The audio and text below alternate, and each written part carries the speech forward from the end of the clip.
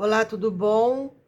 Meu nome é Andréia Modesto. Eu vou dar continuidade às gravações sobre Mercúrio e eu vou colocar para vocês no postagens ou comunidades a maior parte dos aspectos, porque são muitos aspectos, dando grau, inclusive, onde acontece o trígono, a oposição dos planetas a Mercúrio, tá bom? Só que eu quero retomar o que eu tinha falado sobre Saturno, porque no dia 4 de novembro é quando Saturno recupera o movimento direto. Ele terá chegado a 0 grau de Peixes. Ele vai voltar ao início de Peixes. Então a gente vai ter, como em março de 2023, ele não chega a 0 grau, 0 minuto, não. Ele chega a 0 grau, acho que 30 e poucos minutos, mas é 0 grau, tá? Ele recua ao início do signo e como em março ele vai percorrer esses graus e depois eu dou para vocês um vídeo, faço um vídeo sobre Saturno, mas o que interessa para essa gravação são os aspectos enviados agora pelos transpessoais, Urano, Netuno e Plutão, porque eu já abordei Júpiter e Saturno no vídeo anterior. Mas, de qualquer maneira, deixa isso gravado. Eu quero retomar a questão jupiteriana, porque eu vou falar de Urano, e Júpiter e Urano têm muitas coisas em comum. São planetas de abertura. A gente não pode usar transcendência para Júpiter, mas ele vai mais longe. São planetas de busca da verdade, mas Júpiter é um pouco mais conservador. Então, Júpiter gosta muito daquilo que está escrito, daquilo que o mestre falou, porque ele é um planeta de autoridade. E Urano quebra com as autoridades. Então, voltando para os aspectos de Júpiter, Mercúrio, o Júpiter ele pode ter uma preocupação de defender uma verdade, porque o mestre falou, porque está escrito. E aí o Mercúrio entra e diz: não, eu vou adequar essa verdade ao mundo concreto, e se for preciso, eu descarto. E aí o Urano entra de uma maneira mais vigorosa, porque Urano e Mercúrio, e Urano e Júpiter, eles se entendem. São planetas associados aos processos mentais. E aí você tanto casa Júpiter com Mercúrio, como você casa Júpiter com Urano, como você casa Urano com Mercúrio. Dá um bom samba, mas cada um tem as suas características próprias. Mercúrio combina com Júpiter na busca do conhecimento, Júpiter tentando ser mais filosófico, se prender um pouco mais ao que os teóricos já disseram, e Mercúrio tentando testar o tempo todo, vamos fazer conhecimento do zero. E Urano faz conhecimento do zero. Tá? Ele não busca referências anteriores. Os autodidatas obrigatoriamente têm que ter um Mercúrio e um Urano muito forte, porque se for o Júpiter em Aquário, Júpiter em Peixes, Júpiter em Aquário, Júpiter em Escorpião. E o Saturno tem que ceder. Tem que ceder. Saturno vai funcionar como a estruturação nova de um conhecimento novo, né? Júpiter, os gurus que ficam fiéis à tradição, isso é Júpiter, entendeu? Enfim, tem uma hierarquia que mantém a tradição viva. Mercúrio vai lá e testa. Então, nos aspectos entre Júpiter e Mercúrio, que Júpiter fica se perguntando aonde que está a verdade, o Mercúrio vira e diz assim, está na prática, está naquilo que eu vou tentar ver se funciona no aqui e agora. E vou descartar e vou deixar você falando sozinho, repetindo o que o guru falou, dentro de um grupo no século XIV, e que hoje não funciona mais. Ou quem sabe para a astrologia da Suméria, 5.000 anos antes de Cristo, que hoje não funciona mais. Ou até que funcionou até o século passado, mas curiosamente eu vi na minha prática, vi no meu laboratório que não funciona mais.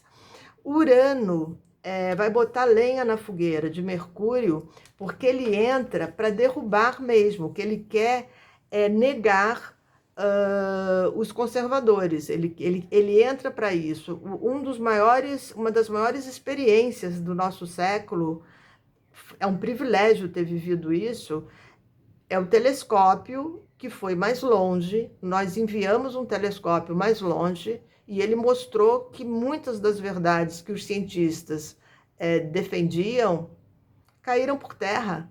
É um dos maiores feitos desse século, desse milênio.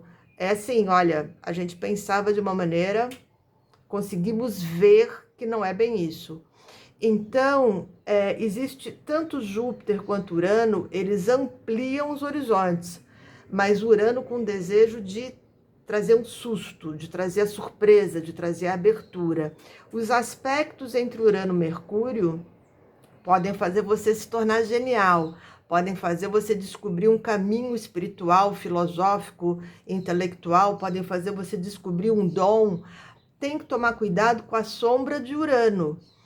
Urano pode fazer com que você tenha ficado muito feliz de quebrar com o radicalismo dos mestres anteriores, e aí você se torna um radical. Isso existe. Urano é contraditório pra caramba. Então tem que tomar cuidado aqui, tá bom? Com a sombra do próprio Urano. Eu derrubo tudo aquilo em que eu acreditava, eu derrubo os escritos radicais anteriores e eu me torno um radical. Tem que abrir o olho com isso, tá? Isso aqui eu já passei. Tem uma questão mega importante com Urano, porque muitas vezes o que acontece pode acontecer de uma maneira imprevista, de uma maneira casual. De repente, você é posto à prova numa função nova e você descobre um dom que você nunca imaginou que você tivesse. Isso é bem Urano, tá? Netuno, Mercúrio, que todo mundo tem medo dos enganos, dos esquecidos.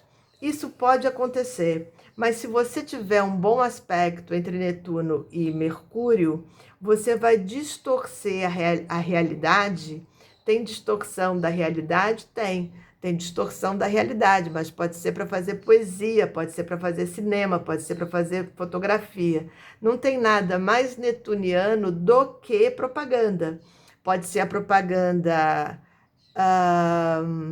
cruelmente enganosa, paciência, e pode ser a propaganda que não é enganosa, que tá vendendo um produto bom, mas que precisa seduzir com a palavra, com a imagem.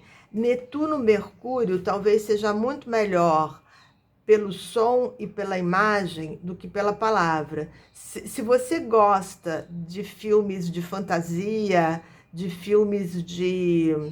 Se você gosta de desenho animado, se você gosta de filme muito romântico, eu não assisti Barbie ainda, mas esse tipo de filme é bem netuniano, né? Tem uma livre expressão da criatividade, parece que joga, inclusive, com realidade versus o que não é realidade. É um musical, e aí os musicais são de Netuno, e o que interessa é que se você tem aspectos de Netuno, Netuno, Mercúrio, você pode ser um poeta, você pode ser uma pessoa que se expressa de uma maneira sutil, e tanto Urano, quanto Plutão, quanto Netuno, em relação a pensamento, são mediúnicos e trazem poder de cura, tá? Os três, mediúnicos e têm poder de cura.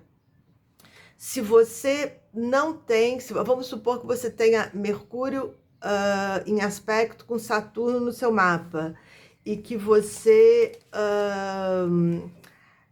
eu esqueci de ver o Einstein, né, com Saturno conjunção Mercúrio, depois eu escrevo isso para vocês. Vamos supor que você tenha Saturno em aspecto com Mercúrio, então você fala pouco, você é reticente, você é criterioso com tudo que você lê, e aí entra Netuno num trânsito para cima de você, para cima do seu Mercúrio. Você vai ficar mais chorão, você vai ficar mais chorona, você vai ficar mais intuitivo. Não sei se vai chegar a chorar em anúncio de margarina com a família toda reunida tomando café, mas você de alguma maneira pode abrir para dança. A dança é uma linguagem, né? Se a gente considerar que Mercúrio é linguagem e que Netuno tem a ver com som e imagem, é a dança, é a música, você pode entrar num coral, você pode soltar a voz. Eu acredito que Netuno funcione muito melhor com o som e com a imagem.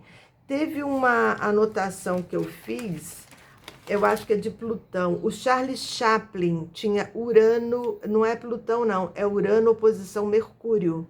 Aqui eu já estou falando de Netuno. Quem faz cinema precisa ter um Mercúrio aspectado por Netuno, por Urano, por Plutão, porque vai pegar a comunicação, o tempo no cinema é diferente, o tempo é diferente, as pessoas ficam enormes no cinema, então é melhor que o ator não tenha 1,85 m, porque ele vai ficar imenso. Se ele for... Eu tive clientes meus, clientes minhas, que perderam papéis no cinema e na televisão porque ganharam peso, e não que tenham explodido na menopausa e de repente engordaram em 60 dias, engordaram 15 quilos, nada disso. Ganharam um pouco mais de peso. Não ficou legal para o personagem, porque ficam grandes. Então, a imagem, a telinha, o olho da câmera é um olho de ilusão. Não precisa Photoshop, não precisa nem Photoshop. É outra visão. Você aparece de outra maneira. Tanto que tem pessoas, a ilusão é tão grande de Netuno, tem pessoas que fotografam. O que você diz de uma pessoa que fotografa? Ela parece ser muito mais bonita do que na realidade. Ou então aquela que não fotografa. Quando você vê pessoalmente, ela é muito mais bonita do que quando você vê na televisão ou no cinema. Tá bom? Esse foi Netuno, que, óbvio, pode trazer uma certa tristeza. Tem alguns vídeos no YouTube de bebês ouvindo música clássica. E eles choram porque eles se emocionam. Eu acho, assim, me dá pena dos bebês, eu acho um abuso, só que a gente tem que rir, porque eles começam a se emocionar com a música e o choro deles não é uma coisa assim, é como se a música pegasse a alma, né? Porque Netuno rege a alma. É bem curioso. Enfim, assim também como bebezões de menos de um ano dançando reggae, dançando rap, ouvindo o batuque das músicas. Isso é Netuno, Netuno-Mercúrio, tá? A música tem o poder de elevar o nosso humor ou de baixar o nosso humor, né? Tem horas que você diz, pelo amor de Deus, não tô aguentando essa música, eu vou ter um treco. Ou é muito barulho, ou é uma música down, que põe você para baixo também, ou é o Mick Jagger nos seus mais de 80 anos, ou o Paul McCartney, trazendo um som legal para você levantar o astral. Plutão, gente, é o conhecimento do poder destrutivo ou positivo da palavra, e aí é 880, pode funcionar que nem Saturno, bloqueia total. Pode ser o silêncio, o poder do silêncio, pode ser o cara, pode funcionar que nem Marte, sai falando todos os palavrões que conhece, show, fala todos os palavrões, bota o outro para correr, porque os transpessoais são 880, sobretudo Plutão, que é o terceiro transpessoal, que é o planeta mais distante, o mais misterioso de todos. Plutão em aspecto com Mercúrio pode fazer você descobrir o seu poder de cura. E eu não explorei nesses vídeos de Mercúrio, eu não explorei como irmãos, não vou entrar nisso. Eu prefiro a mente mercuriana, nosso modo de pensar, nosso modo de colocar as palavras para o outro. Os fonoaudiólogos e todos aqueles que trabalham com oratória, os músicos, os atores, os vendedores, todo mundo tem que trabalhar bem o seu Mercúrio. Todo mundo tem que trabalhar bem o seu Mercúrio. Quantas vezes eu não peço para clientes meus que são executivos, que fazem apresentações de trabalho. Meu cliente come o final das sílabas, meu cliente vai num tom de voz que vai declinando, como a Lady Di tinha, e fica difícil de segurar a comunicação, porque ele cai, você cai junto. Muitas vezes eu peço para trabalharem a comunicação, tem aquele filme maravilhoso, Discurso do Rei, para a gente estar vencendo as dificuldades da fala. Porque a fala tem que ser agradável, né? Senão o outro desiste de estar ouvindo. O Plutão traz a possibilidade de você transformar a tua fala, como Saturno também traz, como Urano também traz, tá? De você trabalhar essa voz, soltar essa voz ou diminuir. Tem gente que fala rápido demais, tem gente que fala alto demais, tem gente que fala baixo demais. Pode existir o interesse, a facilidade pelos temas plutonianos como sexo, como morte.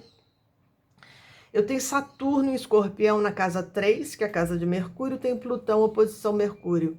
E consegui fazer um livro sobre suicídio, sobre luto, sobre perda. E juro por Deus, juro que é verdade, o livro é leve, porque esse Plutão me deu isso. Tem que agradecer ao universo, mas enfim. Sabe a tragicomédia? A tragicomédia é de Plutão, tragicômico, é de Plutão Mercúrio, tá? É um dos maiores símbolos de poder, de criação através da palavra e de cura através da palavra, mas é over, né? Pode ser positivo e pode ser negativo, porque isso é dos transpessoais. Então, você tanto percebe o quanto a palavra destrói, quanto o quanto a palavra consola, alivia. Aliviar é uma palavra mais de Netuno, quanto a palavra motiva, e motivação é mais de Urano e de Júpiter, quanto a palavra acende, quanto a palavra ajuda a reconstruir. Na verdade, esses planetas em aspecto com Mercúrio, eu falei muito da fala, né? Eu falei muito do Mercúrio para fora.